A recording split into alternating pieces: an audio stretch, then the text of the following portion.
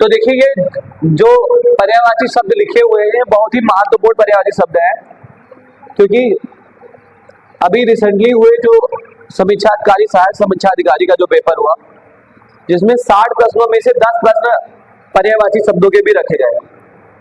उन पर्यायवाची शब्दों में ये सारे शब्दों का समावेश था, जिसको अलग अलग तरीके से पर्यायवाची के रूप में पूछा गया। अब उसके लिए शब्दों पर कमांड होना जरूरी है। अच्छा, इस तरह के प्रश्न आने का एक फायदा भी होता है कि अगर आपको एक का भी पता है, जैसे मान लो रस में मयूख और अंशु है, अगर मान लो पूछता है ये किसका है, आंख का पर्यायवाची है, किरण का पर्यायवाची, सूर्य का पर्यायवाची, अगर आप एक का भी पता कर लेते हैं तो वो सारे पर्यायवाची उसके हो जाते हैं, तो आप आसानी से कर पाएंगे। लेकिन गलती तब होती है जब 4 में से 3 जो है वो इसके पर्यायवाची, जैसे ये वाला जो दिया था इसके साथ दिया था, रस में मयूख, अंशु और चैन, ये 4 शब्द दे रहा था, क्या ये चारों शब्द एक ही पर्यायवाची शब्द के पर्यायवाची हैं? तो उसके लिए आपको चारों शब्दों को आना जरूरी है, तब आप जान पाओगे चारों में से भिन्न कौन सा है। तो रश्मि है, मयूख है, अंशु है, ये सब किरण के पर्यायवाची है, लेकिन चैन जो है वो सुकून और आराम का है, जैसे मेरा चैन वैन सब उजड़ा है कि नहीं, क्यों? तो चैन जो है वो सुकून या आराम का है। तो इसलिए आपको प्रत्येक शब्द पे कमांड होना जरूरी है, तभी आप ऐसे प्रश्नों के उत्तर एक्यूरेसी में अगर देखा जाए तो 100% आप दे पाएंगे। अदरवाइज तो लोग तुक्का भी मार के करते हैं और किया भी होगा। चलिए आइए देखते हैं। सबसे पहला शब्द है मदन, कंदर्प और मनमत।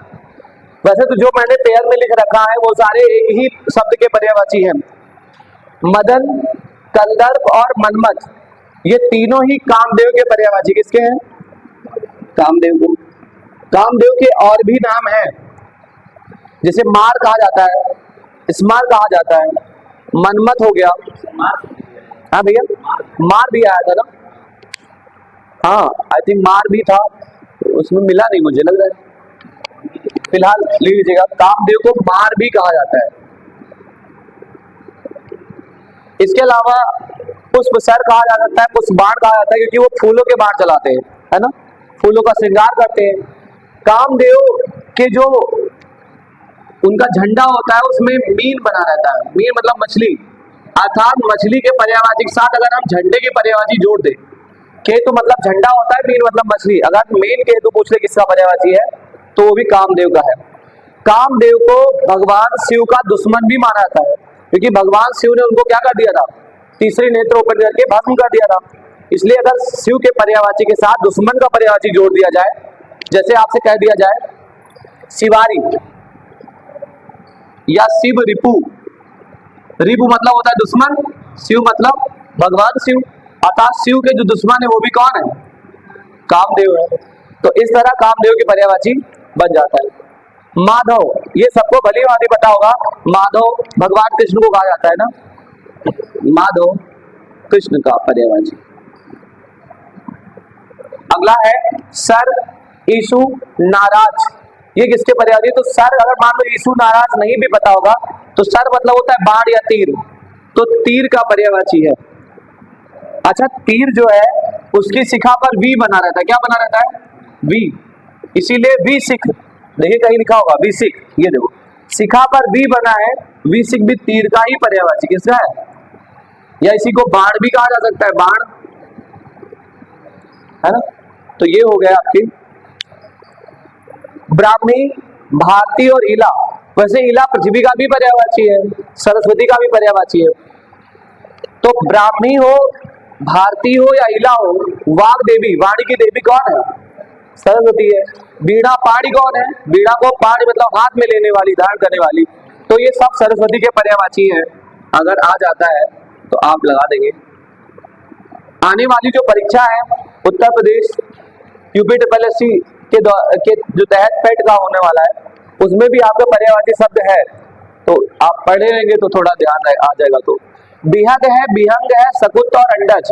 अंडज मतलब होता है अंडे से जन्म लेने वाला, तो सारे पक्षियों का जन्म अंडे से होता है, तो पक्षियों को भी अंडज। इसके अलावा बहुत सारे कीड़े मकोड़े हैं जिनका जन्म अंडे से होता है, लेकिन मूलतः जो है वो अंडज पक्षियों को ही रखा जाता है। तो पक्षी हो गए, सकुन। अच्छा, विहंग तो आप जानते ही होंगे, देह विहंग विचार, तो ये सारे जो है वो पक्षी के पर्यायवाची है, जिसमें से शकुंत बड़ा इंपॉर्टेंट शब्द है, इसको याद रखिएगा।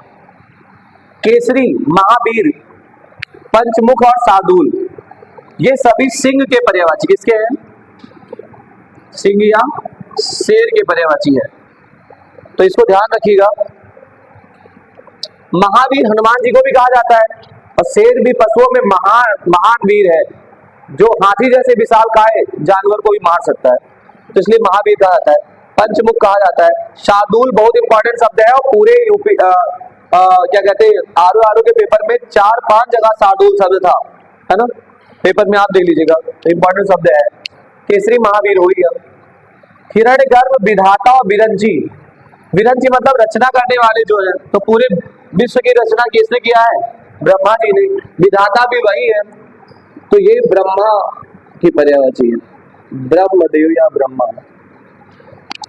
विबुध जो है, एक तो ये देवताओं की पर्यायवाची माना था, देवता, और कहीं कहीं आपको पंडित के पर्यायवाची में भी ये मिल जाता है। लेकिन भैया पंडित और ब्राह्मण में अंतर होता है। मूलतः हमें लगता है कि पंडित है तो ब्राह्मण है, ब्राह्मण है तो पंडित है। क्यों अनुभव, क्या लगता है? एक ही है, अलग अलग? पंडित और ब्राह्मण अलग अलग है या एक ही है? क्या क्या अंतर है दोनों में? हाँ, मतलब ब्राह्मण के लिए ज्ञान की जरूरत नहीं है, वो जन्म से आप ब्राह्मण हो सकते हैं, और आप अज्ञानी भी हो सकते हैं। मतलब इलिटरेट हो आप, अनपढ़ हो, तब भी आप ब्राह्मण हो सकते हैं। लेकिन पंडित उसे ही कहा जाएगा जिसे ज्ञान हो, अर्थात पंडित हर वो व्यक्ति है जिसे ज्ञान है वेदों का, उपनिषदों का, और जो भी ज्ञान है। तो ये ध्यान दीजिएगा, पंडित के लिए ज्ञान का होना अनिवार्य है, जबकि ब्राह्मण के लिए ज्ञान का होना अनिवार्य। इसीलिए सभी पंडित तो क्या हो सकते हैं? ब्राह्मण, लेकिन सभी ब्राह्मण पंडित नहीं हो सकते। हो सकने की बात है, बाकी पंडित में और भी जातियां आ सकती है जिनको ज्ञान हो सब है। तुरंगबाज, ये तो घोड़े का पर्यायवाची है, घोड़ा। इसके लिए इसका एक पर्यायवाची अश्व भी पूछा जाता है, और एक रविसुत याद रखिएगा, इंपॉर्टेंट शब्द है रविसुत। एक सैंधव, सैंधव सिंधु प्रदेश से संबंधित होने की वजह से, हाँ सैंधव, हाँ। अब सेंधा जो है, सैंधव जो है अनिकार्थी शब्द है, उसका नमक भी होता है। तो ये घोड़े के पर्यायवाची अश्व, तुरंगबाज है घोटक, रविसुत और सैंधव, ये सारे शब्द किसके हैं? निम्नगा, मतलब जो नीचे नीचे गमन करती है, नदी है। आपगा नदी है, तटनी नदी है, तो ये नदी का पर्यायवाची है, नदी। और अगर नदी के पर्यायवाची में देवता की पर्यायवाची जोड़ दिया जाए, जैसे सुर तटनी कह दिया जाए, देवापगा कह दिया जाए, तो गंगा का पर्यायवाची बन जाता है। मतलब देवताओं की नदी कौन है? देव नदी, नदी का पर्याय नदी है, और देव जोड़ दिया गया देवता, तो देव नदी किसका पर्यायवाची है? सुरसरी, देव नदी, क्या कहते हैं, सुर तरंगिणी, ये सब गंगा का पर्यायवाची है। उसके अलावा गंगा पर्यायवाची में जाह्नवी आ जाता है, और भागीरथी आ जाता है, बिल्कुल ठीक है। अगला बेड़ी।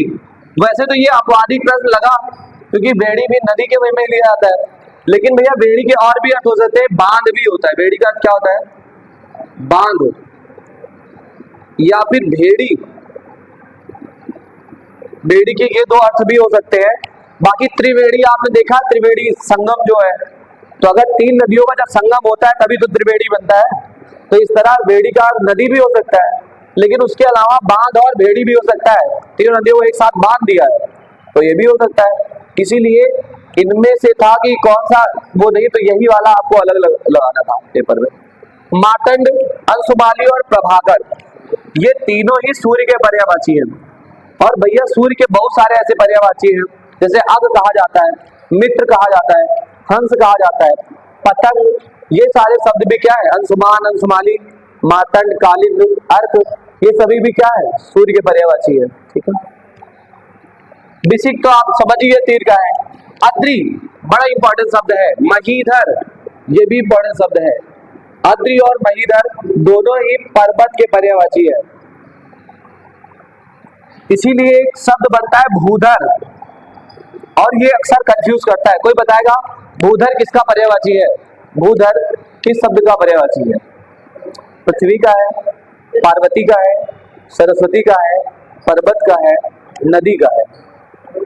पर्वत का है। क्यों भैया?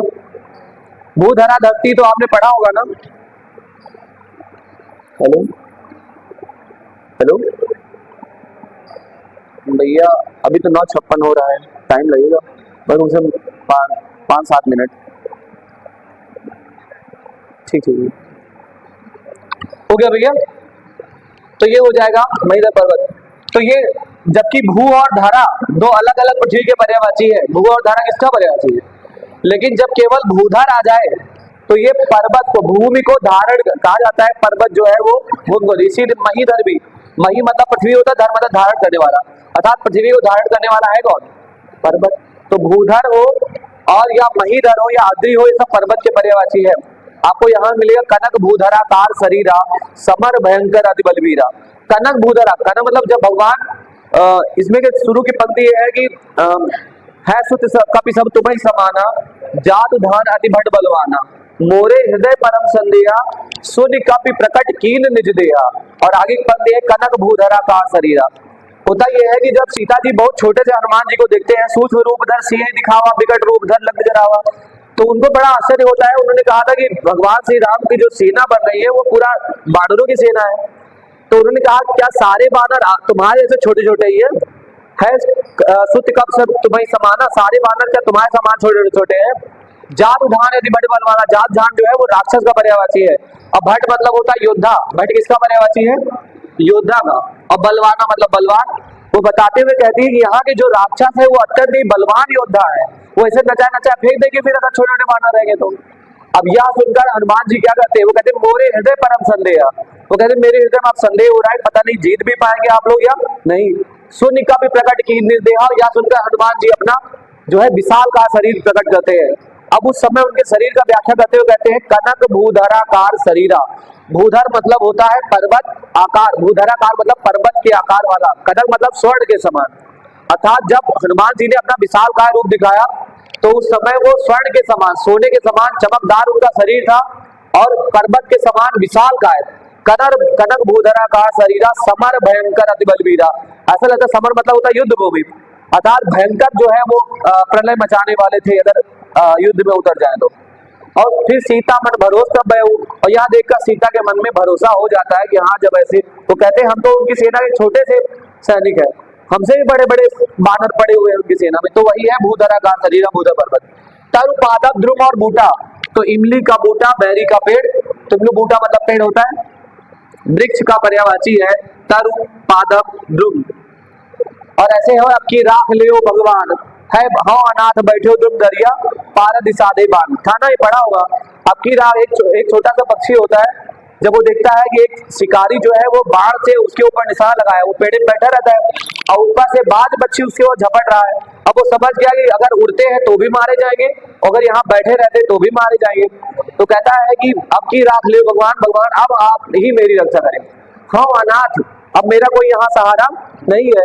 बैठे हो ध्रुव डरिया, और एक पेड़ के डाल पर बैठा हूँ, वृक्ष की डाल पर बैठा हूँ ध्रुव डरिया। पारद सादेबान, और एक शिकारी जो है बहलिया जो है वो शिकार करने के लिए बाण साधा हुआ है।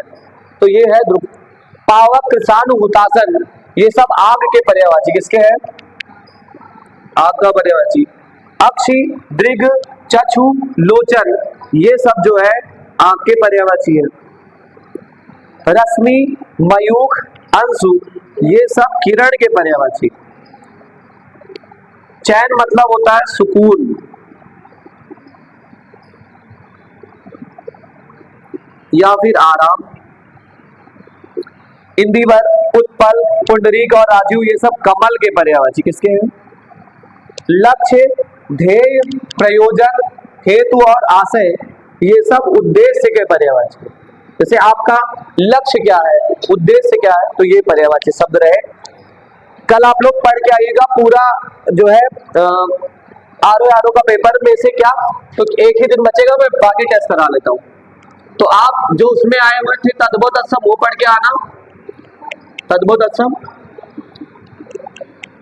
जो पर्यायवाची आज बता दिया ये पर्यायवाची पढ़ाना, पढ़ लेना। कल मैंने क्या करवाया था भैया, वर्तनी, तो वर्तनी पढ़ लेना। इसके अलावा पर्यायवाची विलोम हो गया, विलोम, जो विलोम पर्याय उसमें आए वो पढ़ लेना। और बचा क्या, 1 2 3 4, एक कुछ और बच रहा होगा, वाक्यांश एक शब्द, ये 4 चीजें आप पढ़ के आइएगा पेपर का, केवल जो पेपर में आया हुआ था। तो कल आपका टेस्ट करवा लेंगे तो आपका एक साल ही पेपर निपट जाएगा, मतलब ये, क्योंकि एक एक दिन अगर सॉल्व कराऊंगा तो बहुत दिन चला जाएगा, है ना। तो कल हम ये 5 टॉपिक तद्भव, तत्सम, पर्यायवाची, वर्तनी, विलोम और वाक्यांश का सब जो आपके आरओ में आया हुआ है, उनको आप पीडीएफ मिल जाएगा, कहीं किताब में ढूंढोगे, कहीं ना कहीं मिल जाएगा, सॉरी किताब कह रहा हूँ, कोई तो कोई पीडीएफ मिल जाएगा, नहीं तो मैं भेज दूंगा आपके ग्रुप पे, आप उसमें से देख देख के सॉल्व कर लेना, मतलब लिख लेना और पढ़ के आना, उसी का कल टेस्ट हो जाएगा, लिखना रहेगा, मतलब मैं तद्भव लिख के दूंगा, आपको तत्सम लिखना होगा। वर्तनी के 2-2 पार्ट लिखे रहेंगे, शुद्ध और अशुद्ध दोनों, जो शुद्ध आपको ये टिक करना होगा। पर्यायवाची आपको जो ऐसे लिखवा है उसके आगे लिखना होगा। विलोम याद कर लेना, विलोम आएगा, और वाक्यांश सब। तो ये पढ़ के आइएगा, कल टेस्ट हो जाएगा इसका।